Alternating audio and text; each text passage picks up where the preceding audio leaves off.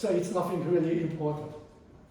And to end this criticism of Polish people, Bohomolec decided not to write anymore about the politics, about the customs, which could be offensive for some traditionals, but he was trying to expose something which is really a more social problem, the drinking problem. And one of his last plays is the Drunkards. It's funny thing, when the first time it was presented, and this is the last play in the theater which was guided and financed by the King of Poland, Stanisław. The first opening was really very successful, but when he repeated the play 9 years later, this whole audience was totally rejecting the play. The times changed.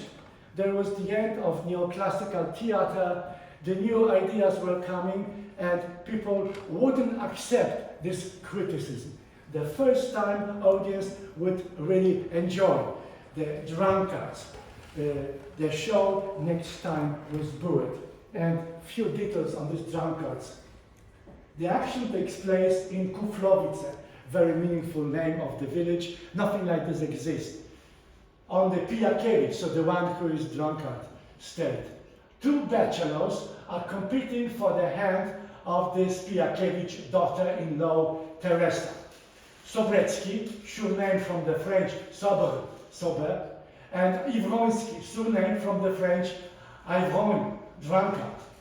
The Ivroń. The rest is easy to guess. Ivroński drinks heavily with Pijakiewicz and company, which is why Pijakiewicz obviously values him more than the teetotal Sobrecki, and she wants to marry her relative to him. Fortunately, there is also Teresa's uncle, who not only doesn't drink, but also, true to his name, can stay conscious. The plot is trivial again. Pijakiewicz promises Teresa to Ivroński, but while drunk, she gets into a fight with him. Instigated by Rostowski as an act of revenge, he allows the girl to marry Sobrecki immediately. Of course, he doesn't remember anything in the morning, but it's all over. In the first act, everyone is nursing a hangover in the morning. In the second, they drink in excess. Women also drink, although they hide it from men. Their increasingly heavy drinking ends in an argument over which of their fathers was the heaviest drinker, and eventually a fight. In the next act, everyone is nursing a hangover again. So it's just like the vicious circle. They are drinking to death, and they are doing some strange things, they are making some bizarre decisions, they are waking next morning, they remember nothing, and they start to drink again.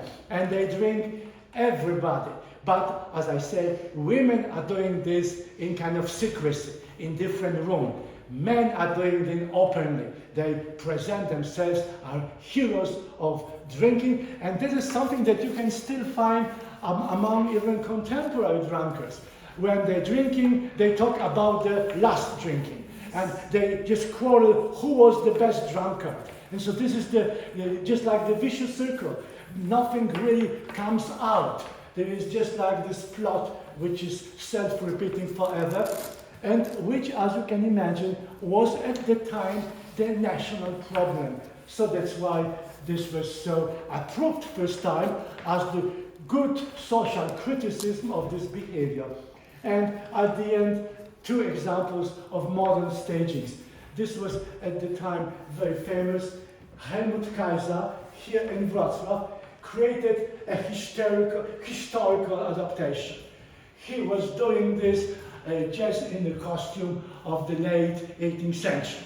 Distance from our, at the time, communistic reality.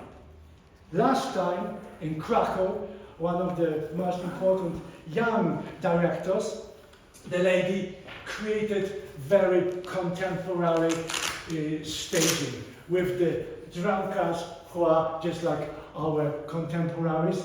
and this became extremely successful production.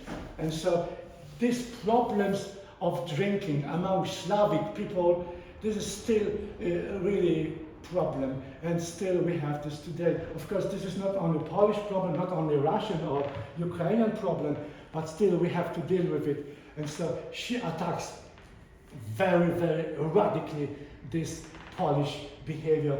You can still see it on the streets. So, yeah, before I go to the next subject, I will probably stop. I propose that we meet for the next subject next week, because this is the huge subject. I should bring a lot of context. So thank you for today, and let's stop on this. I'm sorry that I'm reading so much, but I'm trying to get as fast as possible through all these details, because this is not really anything so fascinating like the Shakespearean theater. This all is imitation, this all is kind of secondary in terms of artistic value. But still, it's national. So thank you. Thank you. Wait.